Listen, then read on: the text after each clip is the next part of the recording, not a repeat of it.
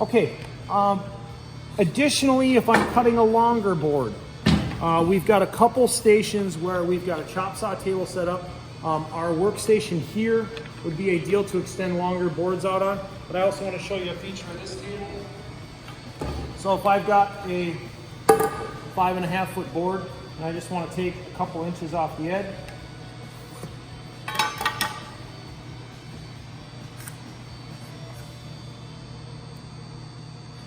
what I'm going to have difficulty with is holding this board because it's got a big counterweight out there, and I'm setting myself up for a dangerous situation where I'm trying to keep this flat down and in. So this table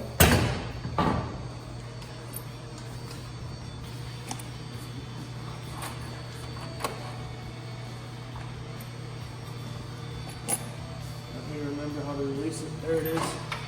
Right here, there's a table release. You swing the sidearm up, and then this is an over center lock that will lock in place. Notice these pins lock in like this, so it's a straight, see how that slides in there? True 90 degrees, okay? And then this table lifts up to the height of the work surface. And that's going to give us an extension of stability. Usually, job site chop saw stands have extending arms that do this, or DeWalt has it as well. So now I can make this cut. One more thing I want to highlight on Chop Saw 101. I talked about pushing down and in, or pushing back against the fence, but I also want to make sure that you're pushing down. So come over here and look at this gap really closely. Okay, if I had an uneven gap,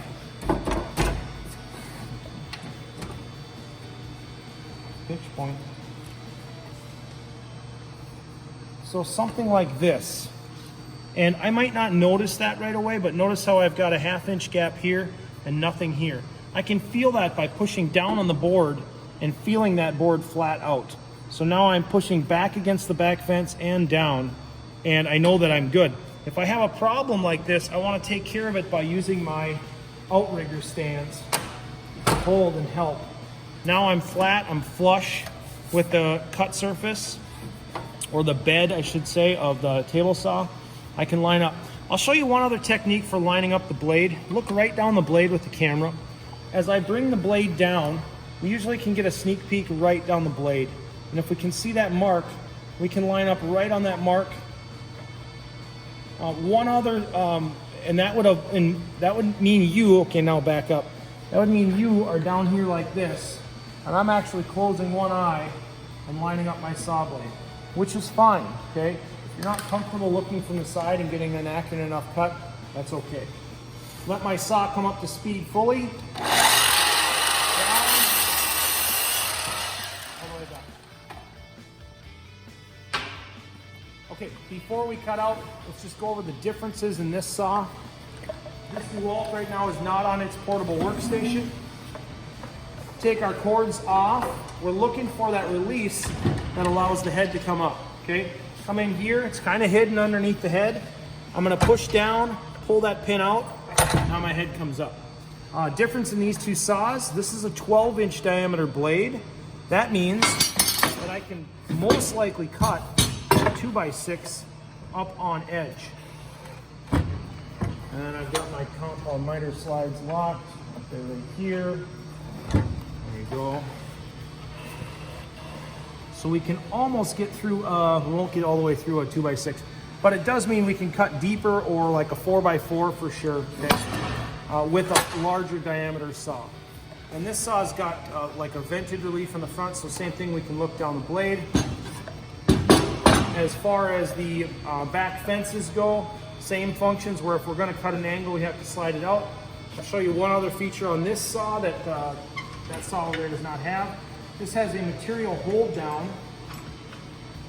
which might take me more than 1 second to get around here.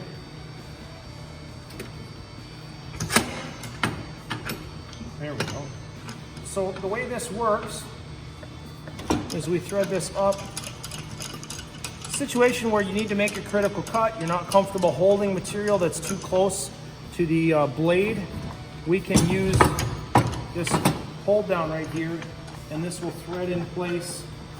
One other situation, which is kind of cool, and that's a stop block feature. So if we wanted to use this to cut 40 blocks that are the same length, we can bring our blade down, look right down this blade, or look over on the edge. Right now I would be cutting a 4 1/4 inch block. So I can slide this over to whatever I would need if it were 5-inch blocks.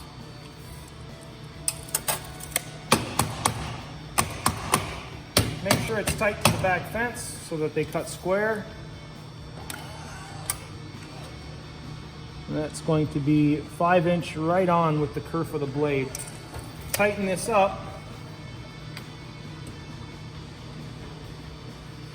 And now if I bring material in, I can cut it at 5 inches every time. I don't have to be marking. Much more efficient to set up a stop block system. Okay, I think that's it. Our 0 points on this saw are right here. That's for the tilt. And then our 0 point right here. In order to rotate this saw, we'll do that in 201. We push down on the thumb release, and it's going to lock in at those same detents. Okay, one more thing I thought of that I should show you. And that is, how do I know if this saw is square? And in fact, if you step back here and look at a distance, come right in line with the saw blade, keep going, look at that, and now zoom in. That saw is not square right now. And hold that shot, I'm gonna show you how we would know that. If I lift up the guard, and notice I'm unplugged when I'm doing this, okay? I'm gonna lift up the guard and bring this down. If I take my speed square and line up, I can see that gap from top to bottom. You can come in here if you want to look at that closer now. I've got a good 3/16 gap right there. This saw is not set vertical at 0 degrees right now, or plumb. So, how do we change it? Spin this around a little bit. Similar mechanism back here. There's a big hand grab, like a wing nut. I'm going to grab and turn counterclockwise to loosen. And I'm going to pivot this over to 0 degrees. And I should feel it hit a stop, a positive lock right there. And if everything is set up right by me, then it's locked out at 0. Let's check it one more time here with our speed square. I'm going to bring my guide up with my thumb, bring this down, slide my speed square over, and I am perfectly plumb. So I would like to say that when you walk up to a chop saw,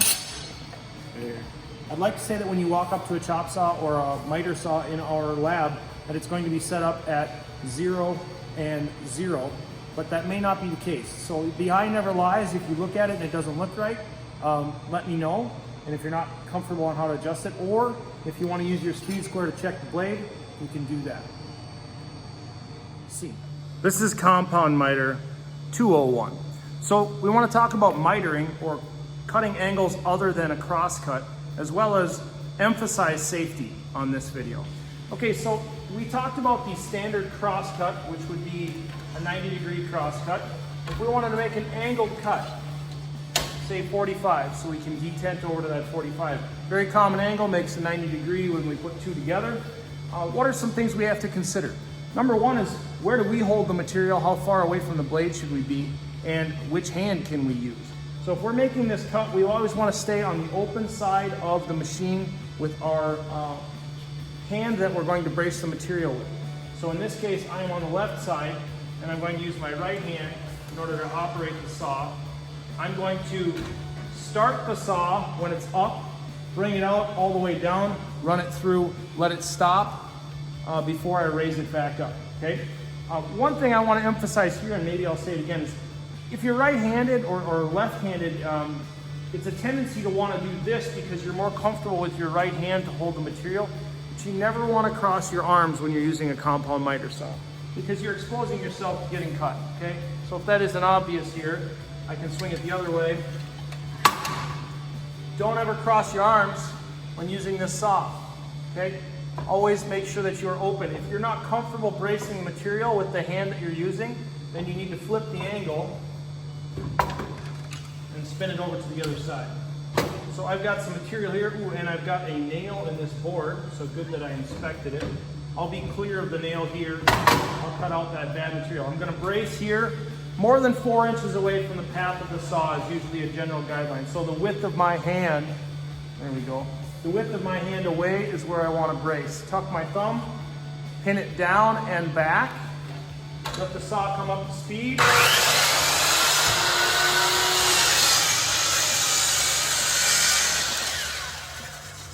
Let it stop. We can remove our strap, okay?